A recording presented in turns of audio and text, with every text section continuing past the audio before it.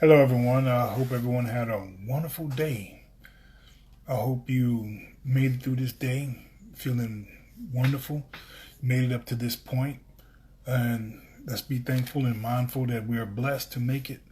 That somebody didn't wake up today. Someone, if they woke up, something may have happened to them, and they're not doing so well. So let's keep those people in mind and keep them in prayer. Most of all, keep them in prayer, and keep the people that still are not working or are working without pay.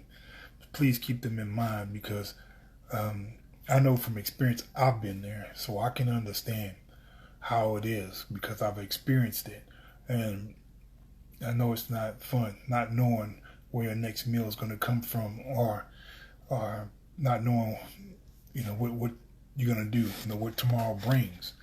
It's not a good feeling. So let's keep them in prayer. Be mindful. If we can help out, if we have something extra. Even if we don't have extra, if we can just sacrifice a little bit, because they're sacrificing a lot, especially those that are still working when they're not getting paid.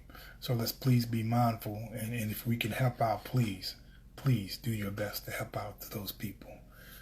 Today's Last Supper is detaching from the world. Detaching from the world. When I think about this, I think about Judas. Judas was empowered by Jesus. He drove out demons. He healed the sick. He performed miracles and wonders.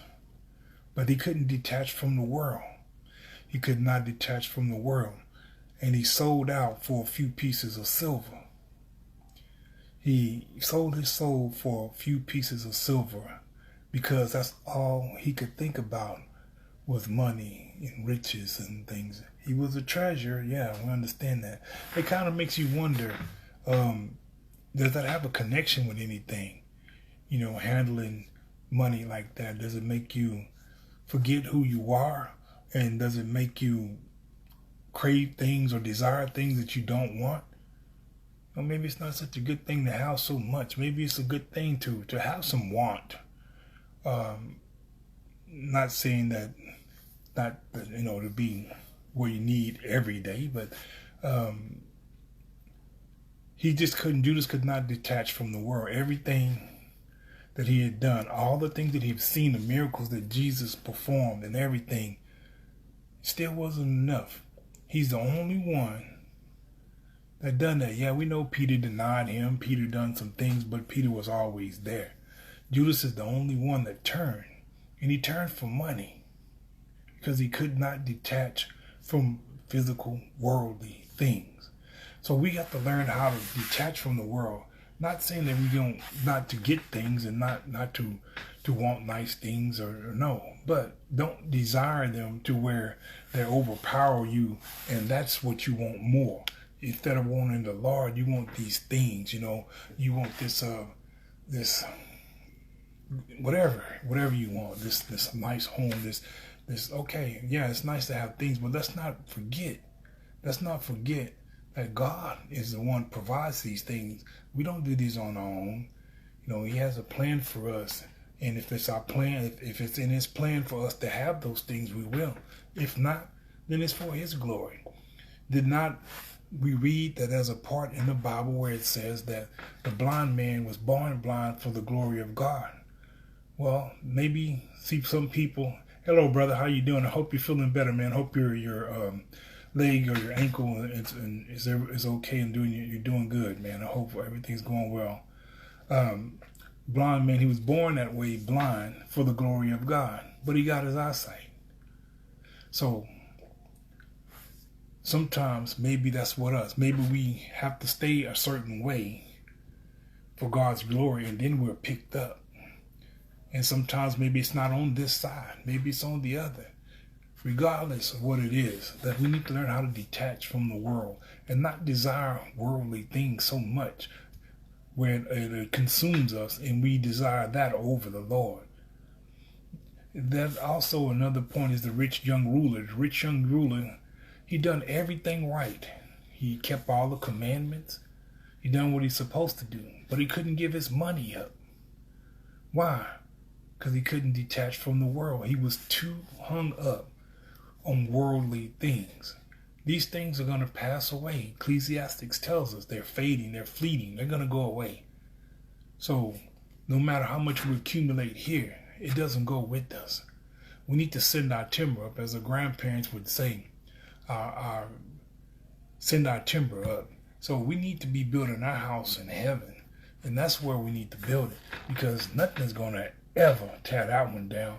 As nobody can come and repo anything out of that bad baby, because it's ours. And we built it with the things that we do by being obedient to the Lord.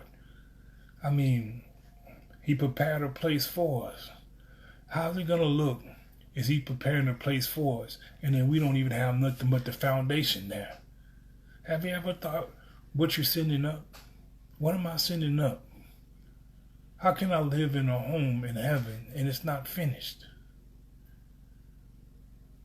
We have to detach from the world and desire the Lord more. The more we send up, the more we build, the bigger our mansion is.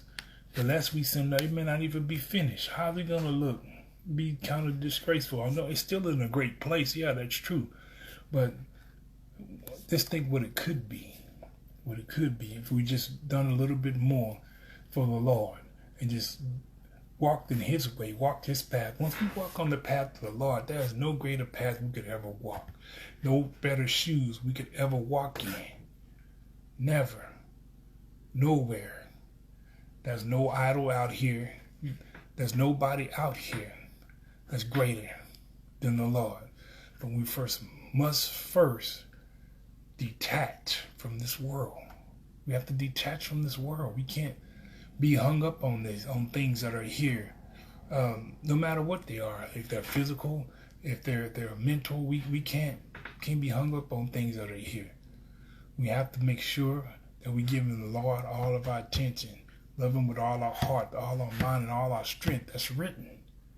It didn't say with part of it, with some of it, with a little portion. It said with all. And until we get to that point, we're not doing anything. We're not impressing the Lord. We can impress mankind with our talents, with our gifts. But the one we need to impress is the Lord. Because all those rewards we get here on earth are never going to last. We must learn how to detach from the world and worldly thoughts, worldly actions, worldly feelings, worldly emotions, and align ourselves with the Lord. The only way we're going to make it. God bless you every second, every minute, every hour of every day. Good to see you, brother. I hope everything's going well, man. God bless you.